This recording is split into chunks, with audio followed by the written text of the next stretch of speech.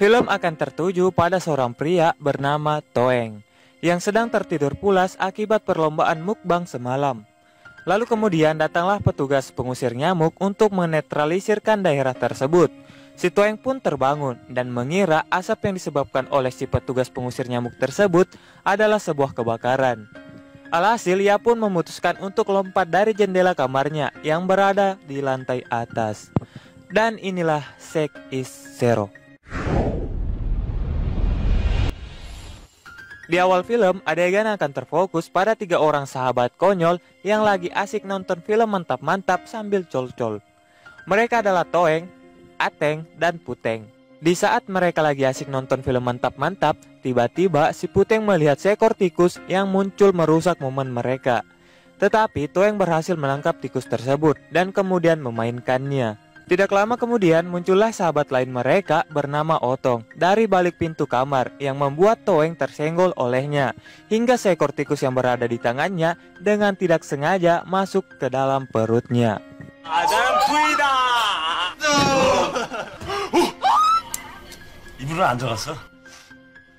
Singkat cerita, terlihat Toeng yang sedang makan di sebuah kantin di kampusnya. Di sana, ia terus memperhatikan bagian bawah salah satu wanita cantik yang juga sedang makan di sana bersama teman-temannya. Ia bernama Ines. Ines sendiri merupakan atlet aerobik dan juga salah satu wanita paling populer di kampus tempat si Toeng kuliah. Dan faktanya, Ines adalah seorang wanita yang tersegel atau bisa disebut masih perawan. Pada suatu hari, terlihat Ines dan kawan-kawan yang sedang berada di sebuah kereta. Di sana ada juga seorang pria di belakang Ines yang mencoba mengambil kesempatan dalam kesempitan.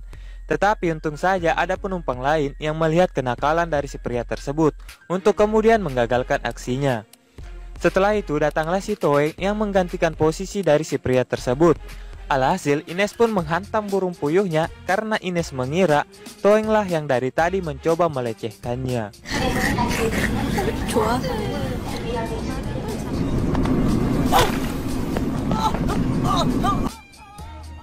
Akibat kejadian tersebut, Toeng pun dilarikan ke rumah sakit dengan kondisi burung puyuhnya yang bengkok, kayak ular kelilit hutang.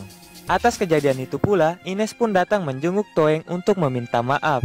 Di pertemuan secara langsung pertama mereka pun berkenalan dan saling mengenal satu sama lainnya. Si Toeng yang merupakan anak baru di kampus Ines seketika jatuh hati dengan kelembutan sikap dan kecantikan paras wajah si Ines. Apalagi setelah ia diberi tempat latihan sementara untuk mengembangkan bakat karateka yang ia punya oleh si Ines.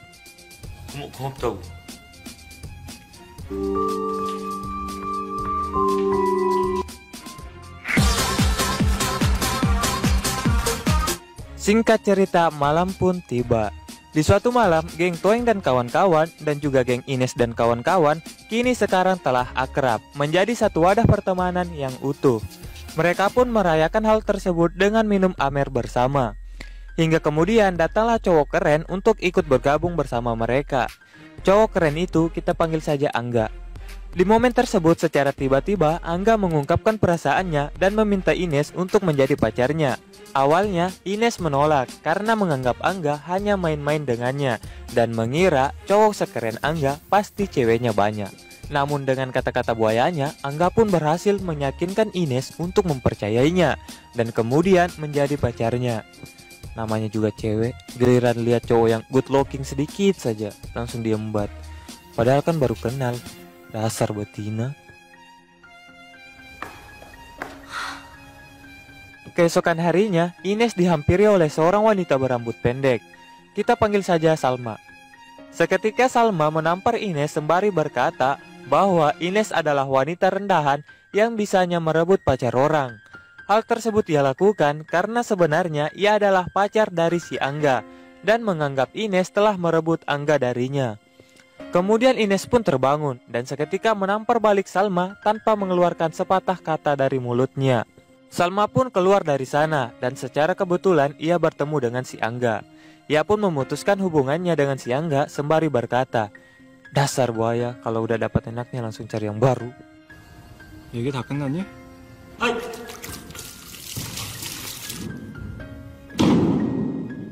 Angga pun menghampiri Ines untuk mencoba menenangkannya dengan sebuah pelukan hangat yang ia berikan. Awalnya Ines menghindar, tetapi karena nyaman di pelukan si Angga, ia pun menikmatinya. Kejadian itu pun disaksikan langsung oleh si Toeng yang juga berada di sana dengan tingkah konyolnya. Scene berpindah yang tertuju pada Ateng dan Otong yang sedang nonton film mantap-mantap. Tetapi tiba-tiba komputer mereka mengalami sedikit gangguan. Karena film mereka belum selesai, mereka pun menelpon pihak servis komputer untuk memperbaiki kerusakan komputer mereka. Di saat yang sama, terdengar langkah seseorang yang sepertinya ingin masuk di kamar tersebut. Ateng dan Otong pun keluar dari kamar tersebut melalui jendela. Dan faktanya, ternyata langkah kaki tadi adalah si Ines dan Angga yang masuk ke kamar tersebut untuk melakukan aksi senam ranjang. Aksi senam ranjang antara Ines dan Angga pun terdengar oleh Toeng yang berada di kamar sebelah. Dan juga Ateng dan Otong yang melihat mereka secara langsung. Untuk kemudian mereka pun col-col sebagai pelampiasan atas film yang belum selesai mereka tonton tadi. Setelah selesai melakukan aksi senam ranjang, Angga berniat untuk pergi dari sana. Namun Ines sempat menahan Angga karena takut Angga pergi meninggalkannya setelah memanen kebun jagung miliknya yang merupakan pengalaman pertama baginya. Dengan kembali mengeluarkan kata-kata buayanya, Angga pun meyakinkan Ines bahwa ia adalah seorang laki-laki bertanggung jawab dan berjanji akan selalu setia menemani Ines di sampingnya.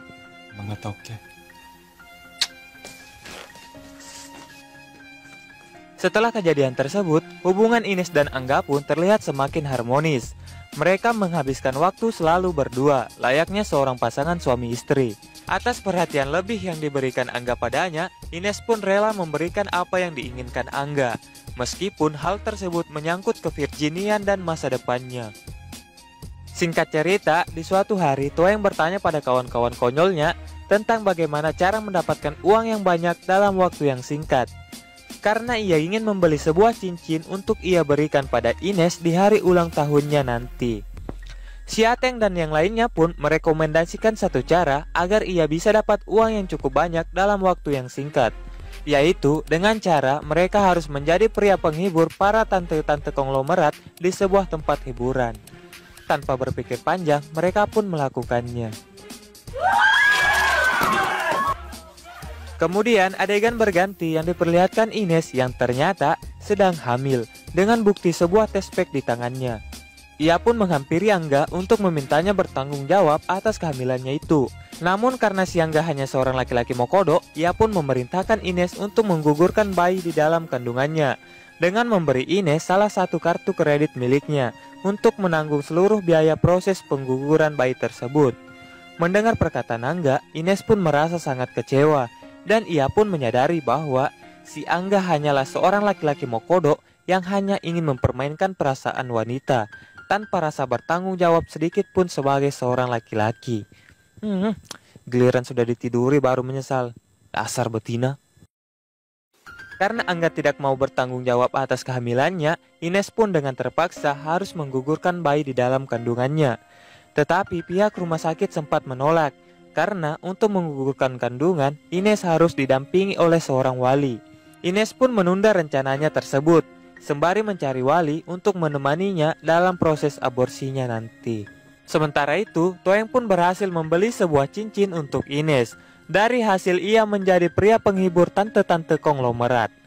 Hingga pada malam harinya, Toeng dan kawan-kawan memberi sebuah acara kejutan ulang tahun untuk Ines. Dengan rasa ceria, Toeng pun melemparkan kue ulang tahun di tangannya ke wajah Ines. Lalu kemudian ia memberi sebuah cincin yang ia beli tadi. Tetapi karena Ines lagi banyak masalah, Ines pun terlihat tidak bahagia dengan kejutan ulang tahun dari kawan-kawannya tersebut, dan malah menampar Toeng karena ia tidak suka dengan perlakuan Toeng terhadap dirinya.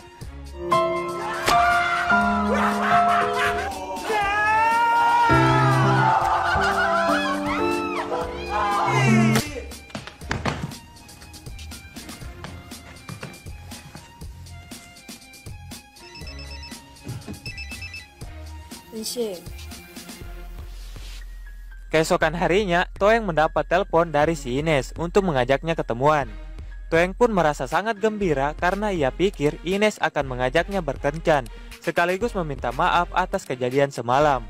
Tetapi faktanya maksud Ines untuk mengajaknya ketemuan hanyalah untuk meminta Toeng menjadi walinya dalam proses pengguguran bayinya itu. Dan akhirnya pihak rumah sakit pun menyetujui permintaan Ines untuk menggugurkan bayi di dalam kandungannya itu. Setelah selesai melakukan operasi aborsi, terlihat kondisi kesehatan Ines yang menurun drastis. Karena hal itu merupakan pengalaman pertama baginya, yang merupakan seorang wanita virgin. Toeng pun membawa Ines ke apartemennya untuk merawatnya. Karena tidak memiliki cukup uang, Toeng pun dengan terpaksa menjual kembali cincin hadiah ulang tahun Ines dengan harga yang lebih murah dari harga sebelumnya. Ia pun senantiasa merawat Ines dengan setulus hatinya, mulai dari membuatkannya makanan, menghibur Ines dengan tingkah laku konyolnya, sehingga membuat Ines tertawa di tengah kesedihannya.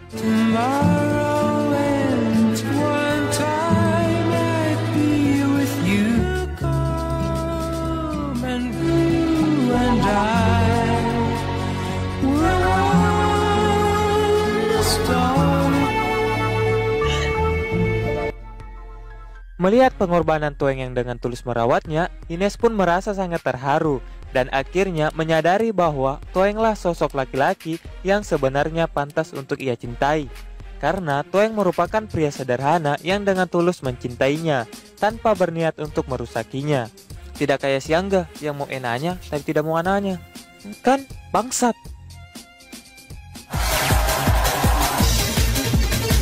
Singkat cerita, mantan pun tiba. Di dalam adegan ini, kita akan diperlihatkan dengan sebuah olimpiade para atlet-atlet dari beberapa universitas tingkat nasional.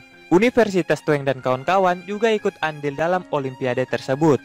Beberapa atlet profesional saling berlomba-lomba untuk menjadi yang terbaik demi mengharumkan nama universitas mereka.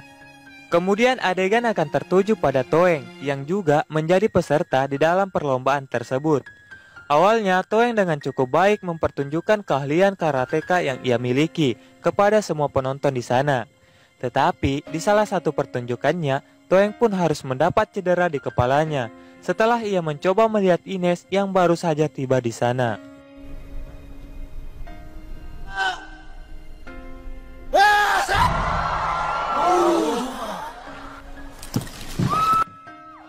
Alhasil, ia pun dilarikan di ruang tim medis. Setelah itu, kini giliran Ines yang tampil di perlombaan tersebut. Ines yang kondisinya belum sembuh total di masa aborsinya, tetap memaksakan dirinya untuk ikut serta di acara olimpiade tahunan tersebut. Hingga pada akhirnya, ia pun mengalami pendarahan yang cukup parah seusai tampil di acara tersebut, yang membuatnya harus dilarikan ke rumah sakit terdekat. Bersama dengan hal itu, hasil perlombaan olimpiade tingkat nasional pun telah diumumkan. Dan yang menjadi juara umumnya adalah universitas dari si Toeng dan kawan-kawan. Kita kembali ke rumah sakit. Setelah kondisi Ines mulai stabil, secara tiba-tiba datanglah ibu Ines di sana. Tanpa mengucap kata salam, ibu Ines pun seketika menampar Ines karena telah mengetahui bahwa Ines sudah melakukan operasi aborsi. Si Toeng pun juga menjadi korban amukan ibu Ines karena ia kira Toenglah yang telah meniduri Ines sehingga ia hamil. Lalu kemudian Toeng pun menghampiri Angga yang sedang merayakan kemenangan universitas mereka. Tanpa banyak bicara, Toeng pun mengajar Angga secara bertubi-tubi karena Anggalah yang membuat Ines menjadi terpuruk seperti sekarang.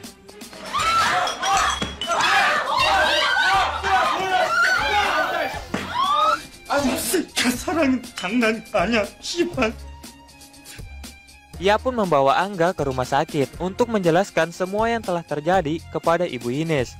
Dan kemudian Toeng pun pergi dari sana dengan raut wajah yang menyedihkan.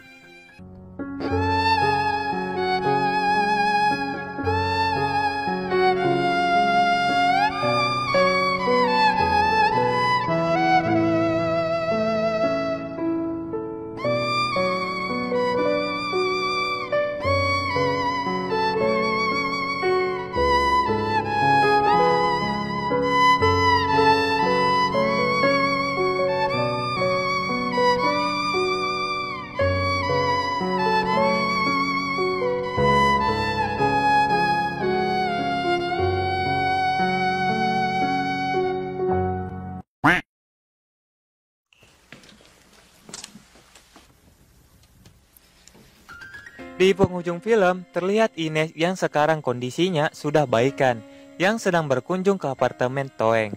Di sana, Ines pun mengungkapkan perasaannya bahwa ia telah mencintai Toeng dan meminta Toeng untuk menjadi teman hidupnya. Mendengar hal tersebut, Toeng pun merasa terharu dan seketika memeluk Ines.